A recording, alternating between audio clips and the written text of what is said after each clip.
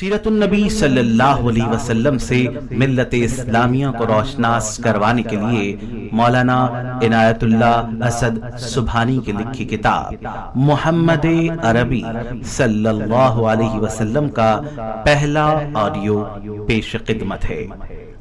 سبحان اللہ والحمد للہ والصلاة والسلام علی رسول اللہ ومن والاه۔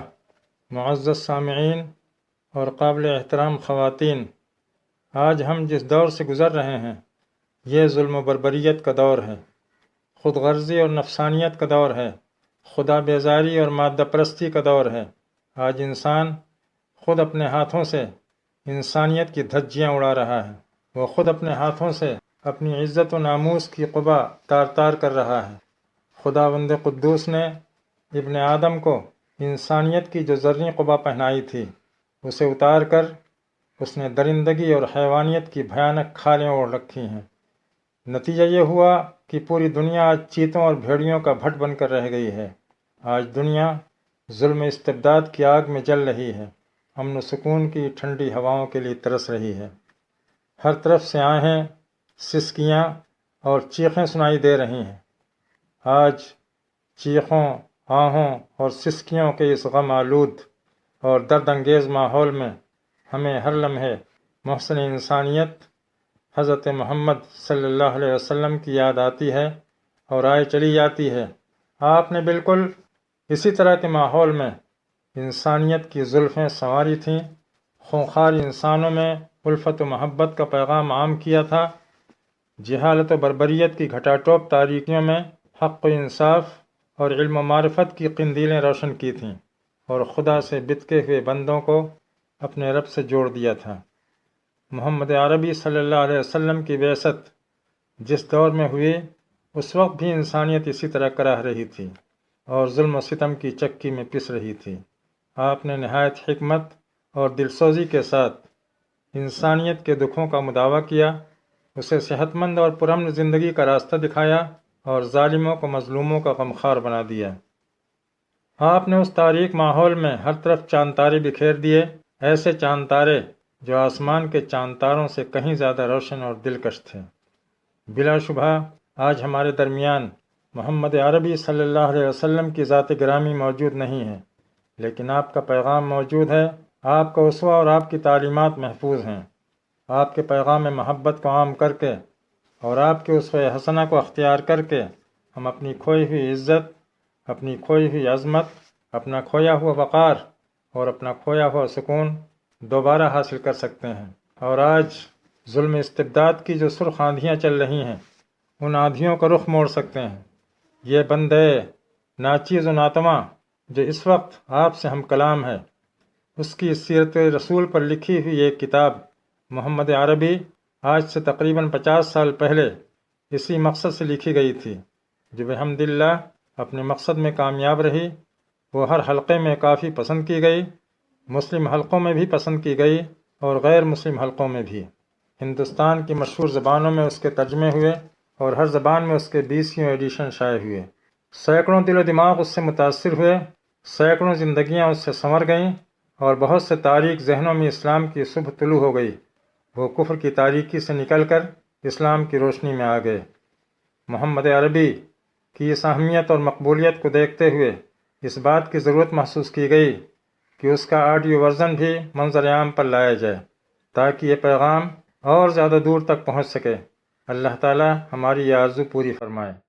محمد عربی۔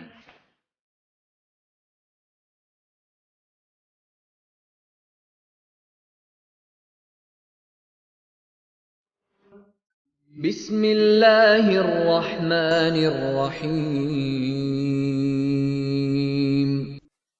پہلا حصہ، ہوتی ہے سحر پیدا۔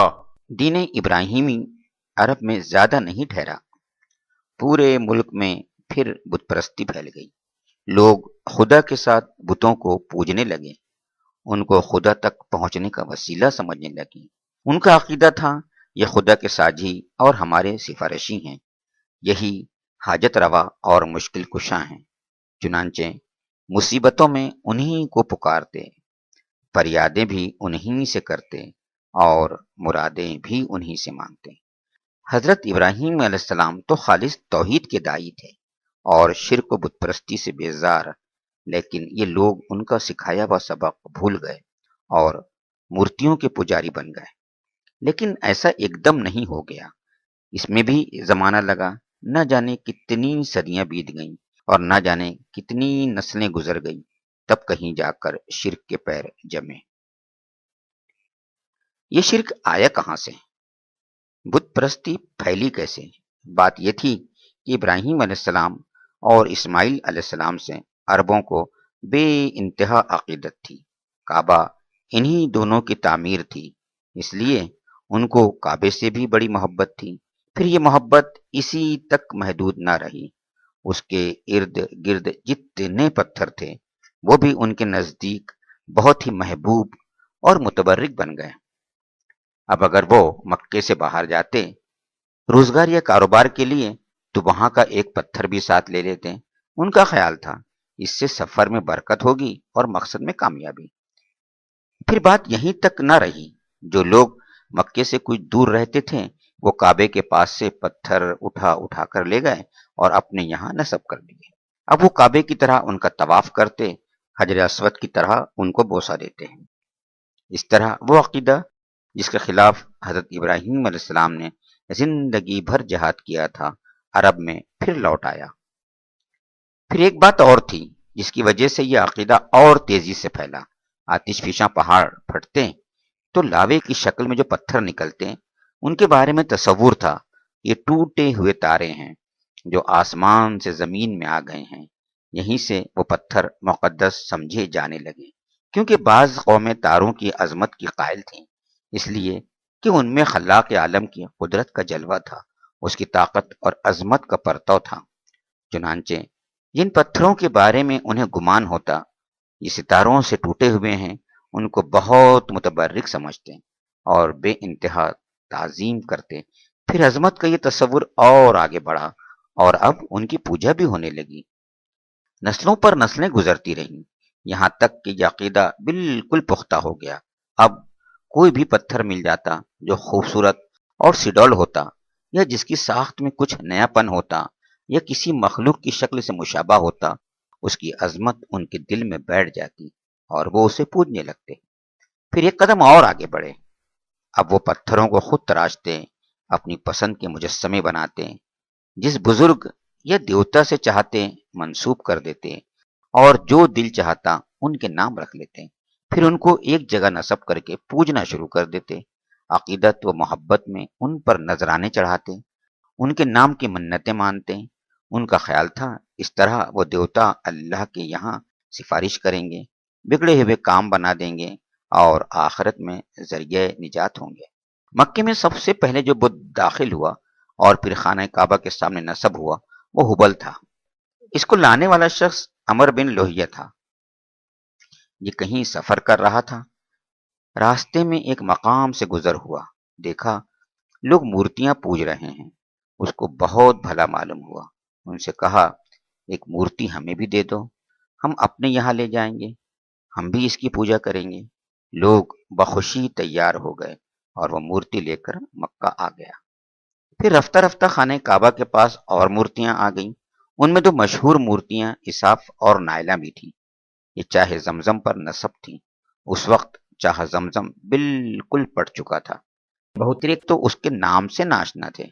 یہی نہیں، بیشتر قبیلوں کی اپنی اپنی مورتیاں بھی تھیں جو ادھر ادھر مختلف علاقوں میں نصب تھیں۔ مثلا عزا یہ قریش کی سب سے بڑی مورتی تھی۔ لات طائف کا ایک قبیلہ تھا، ثقیف یہ اس کی مورتی تھی۔ منات مدینے کے دو مشہور قبیلے تھے، اوس اور خزرج یہ ان کی مورتی تھی۔ ان کے علاوہ اور بھی بہت سی مورتیاں تھیں۔ یہ وہی گھر تھا جسے ابراہیم اور اسماعیل علیہ السلام نے اپنے مقدس ہاتھوں سے بنایا تھا، بڑی آرزوؤں اور تمناؤں سے بنایا تھا، جس کے بنانے میں اپنا خون پسینہ ایک کیا تھا۔ کیوں؟ صرف اس لیے کہ یہ توحید کا مرکز بنے، رب کا سب سے بڑا گھر بنے۔ لیکن قوم نے ساتھ نہ دیا، یہی خانہ خدا بت خانہ بن گیا، یہی مرکز توحید ممبئی شرک بن گیا۔ لوگوں نے ابراہیم علیہ السلام کا دیا ہوا سبق فراموش کر دیا۔ اب انہیں یاد بھی نہیں رہا کہ کبھی اسی گھر سے توحید کی صدا بلند ہوئی تھی، بلکہ اب ان کے لیے یہ تصور کرنا بھی دشوار تھا کہ بت پرستی کے سوا بھی کوئی سچائی ہو سکتی ہے۔ جس باپ نے بتوں سے بغاوت کر کے پوری قوم کی دشمنی مول لی تھی، آج اسی باپ کی اولاد ان بتوں پر جان و دل سے فدا تھی۔ خانہ کعبہ کا انتظام و انصرام۔ مکہ میں نہ جانے کتنے انقلاب آئے اور گزر گئے، نہ جانے کتنی نسلیں آئیں اور مٹ گئیں، نہ جانے کتنی قومیں حکمراں ہوئیں اور بے دخل ہو گئیں، یہاں تک کہ باغ ڈور قصی کے ہاتھ میں آئی۔ یہ کلاب کے بیٹے تھے اور اسماعیلی خاندان سے تھے۔ قریشی رشتہ داروں اور عزیزوں نے بھی ساتھ دیا اور ہر طرح ان کا تعاون کیا۔ مکے میں اب تک خیمے ہی خیمے تھے، عمارتوں کا نام و نشان نہ تھا۔ کسی میں یہ ہمت نہ تھی کہ سرزمین کعبہ میں کوئی گھر تعمیر کرے یا کوئی اور عمارت بنوائے جو بیت اللہ سے اونچی ہو۔ قصی پہلے شخص ہیں جنہوں نے یہ ہمت کی۔ انہوں نے ایک عمارت بنوائی جس کا نام دارالندوہ رکھا۔ وہاں وہ اشراف مکہ کو جمع کرتے، بیٹھ کر شہری مسائل پر غور کرتے، اہم معاملات میں ان سے مشورے لیتے، وہیں پر مقدمات کے فیصلے ہوتے، شادی بیاہ کے مسائل طے ہوتے۔ پھر قصی نے قریش کو بھی عمارتیں بنانے کا حکم دیا، چنانچہ انہوں نے کعبے کے آس پاس اپنے گھر تعمیر کیے، البتہ بیچ میں بہت کافی جگہ چھوڑ دی کہ حاجی آئیں تو طواف وغیرہ میں کوئی زحمت نہ ہو۔ قصی نے اپنے دور میں کئی بڑے بڑے کام کیے جو ایک زمانے تک یادگار رہے۔ مشر حرام انہی کی ایجاد ہے، جس پر حج کے دنوں میں چراغ جلتے تھے۔ انہی نے تمام قریش کو جمع کیا اور تقریر کی، بھائیو، خانہ کعبہ کی زیارت کے لیے حاجی نہ جانے کہاں کہاں سے آتے ہیں، سینکڑوں ہزاروں میل کے فاصلے طے کر کے آتے ہیں۔ بھائیو، ان کی میزبانی کرنا تمہارا فرض ہے۔ پھر اس سلسلے میں انہوں نے 2 عہدے قائم کیے۔ ایک کا نام تھا سقایا، اس کا کام تھا حاجی آئیں تو ان کے لیے میٹھے پانی کا انتظام کرے۔ چاہ زمزم پٹ چکا تھا، اس لیے پانی کمیاب تھا، بہت دور دور سے لانا پڑتا۔ نبیذ وغیرہ کا اہتمام بھی اسی شعبے کے سپرد تھا، جو عربوں کی خاص چیز تھی۔ دوسرا عہدہ قائم کیا، اس کا نام تھا رفادہ۔ قریش نے ایک سالانہ رقم مقرر کی، اس سے مینا اور مکے میں حاجیوں کی ضیافت کی جاتی۔ اس شعبے کے ذمے اسی کا انتظام تھا۔ خانہ کعبہ سے متعلق بھی ایک عہدہ قائم کیا اور اس کا نام حجابہ رکھا۔ جو اس عہدے کا ذمہ دار ہوتا وہی کعبے کا کلید بردار ہوتا۔ کعبے سے متعلق سارے کام اسی کے سپرد ہوتے۔ کوئی کعبے کے اندر جانا چاہتا تو پہلے اس سے اجازت لیتا، اس کی اجازت کے بغیر اندر جانا منع تھا۔ یہ تینوں عہدے عربوں کے نزدیک بہت محترم تھے۔ بعد میں ان عہدوں کو اتنی اہمیت حاصل ہو گئی کہ اگر کسی کو ان میں سے کوئی عہدہ مل جاتا یا کسی عہدے میں دوسرے کا شریک ہو جاتا تو مارے خوشی کے پھولا نہ سماتا، سمجھتا گویا کسی اقلیم کی بادشاہت مل گئی۔ قصی نے ان سارے عہدوں کو اپنے لیے مخصوص رکھا۔ یہ عہدے تو حج اور کعبے سے متعلق تھے۔ ان کے علاوہ اور بھی کئی عہدے تھے جو سب قصی کے ہاتھ میں تھے۔ پھر جب قصی بوڑھے ہو گئے، ساری ذمہ داریوں کا بار اٹھانا دشوار ہو گیا تو یہ تینوں عہدے عبدالدار کے سپرد کر دیے۔ یہ قصی کے سب سے بڑے بیٹے تھے۔ بعد میں یہ عہدے عبدالدار سے ان کے بیٹوں میں منتقل ہو گئے۔ قصی کے ایک اور بیٹے تھے عبد مناف۔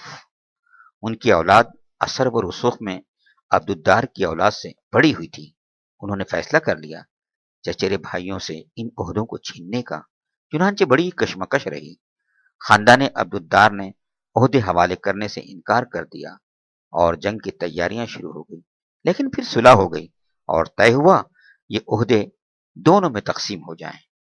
تقسیم ہوئی تو آل مناف کے حصے میں سقایا اور رفادہ آیا۔ عبد مناف کے ایک بیٹے تھے ہاشم، یہ بھائیوں میں سب سے بڑے تھے، قوم میں ہر دل عزیز تھے، مال و دولت سے بہرہ مند تھے، اس لیے یہ دونوں عہدے انہی کو ملے۔ ہاشم بہت درد مند، غریب پرور اور رحم دل انسان تھے۔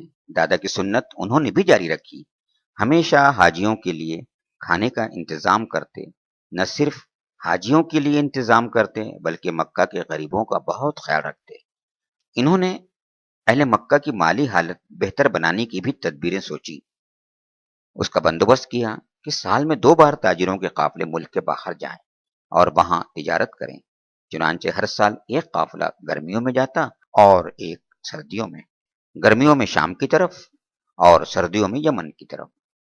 رومی بادشاہ سے اجازت حاصل کی کہ قریش اس کے ملک میں سامان تجارت لے کر جائیں تو ان سے کوئی ٹیکس نہ لیا جائے۔ حبش کے بادشاہ نجاشی سے بھی اسی قسم کا فرمان حاصل کیا۔ عرب میں راستے غیر محفوظ تھے، ہر آن لٹ جانے کا خطرہ رہتا۔ ہاشم نے اس کے پیش نظر دورہ کیا، مختلف قبیلوں میں جا جا کر ان سے معاہدہ کیا، قریش کا کوئی قافلہ گزرے تو اس کو نقصان نہ پہنچائے۔ اس احسان کے بدلے میں قریشی قافلے ان قبیلوں میں خود جائیں گے، ان کی ضرورت کی چیزیں لے جائیں گے اور ان سے خرید و فروخت کریں گے۔ یہی وجہ ہے عرب میں غارت گری کا بازار گرم تھا، پر قریش کا قافلہ ہمیشہ محفوظ رہا۔